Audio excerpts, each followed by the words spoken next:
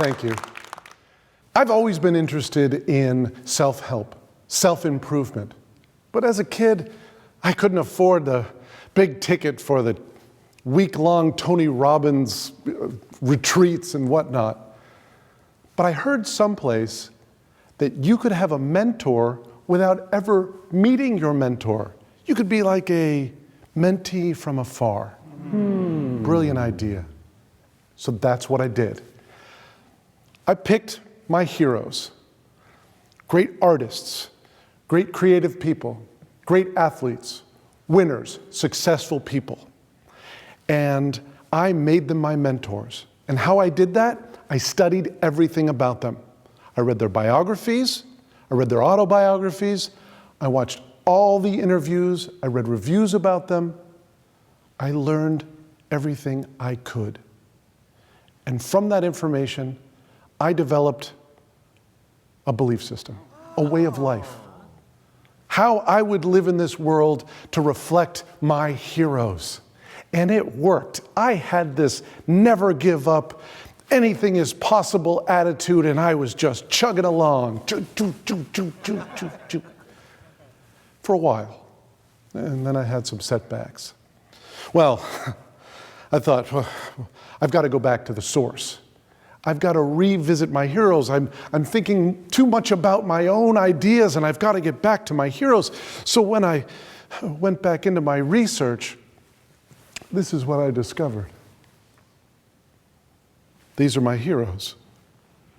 I mean, is it just me? Am I a horrible judge of character? Well, it can't be. I mean, these are people loved by people all over the world. It's not just me.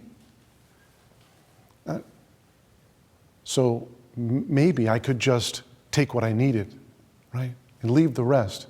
I could pick and choose the lessons I wanted to learn, but then I started to feel like I was ignoring the Holocaust because I was a real big fan of Hitler's art. Because you know what? Isn't Bill Cosby's book Fatherhood still poignant? Wow. Didn't Lance Armstrong show a special kind of drive and courage when he took steroids, even after the steroids he took had given him brain and testicle cancer? I mean, wow. I don't really know what to say about Sammy Sosa, but have you noticed that Woody Allen doesn't put himself in his own movies anymore? It's a little hard to fall for awkward and cute after you've heard about the diddling. But isn't Annie Hall still a brilliant movie? Come on, and Mel Gibson, he's so cool in Lethal Weapon. Zig Heil, but they still made a television show based on the movie. I am still despondent and upset that Hannah Montana is not a real person. And this is, I start to think, what's the difference between my heroes and other people? Is it just that they got found out? Right? Maybe it's just because we know too much. Maybe people are bad in general and we just need to catch them, right? I mean, would the world be a different place if we had social media a couple of centuries ago? Would this country, the United States of America, had survived a Jefferson dick pic scandal? Then I started to think, maybe it isn't a coincidence.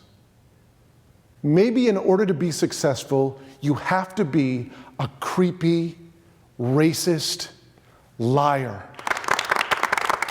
I just couldn't stomach that. Just didn't feel right. So I decided there's got to be another truth. Maybe, just maybe, having a goal in life to be better than everyone else makes you crazy. Maybe my goal could be to be average, to be in the middle. Maybe my goal could be just to be as good as you, or even you. Maybe then I wouldn't have to be a son of a bitch.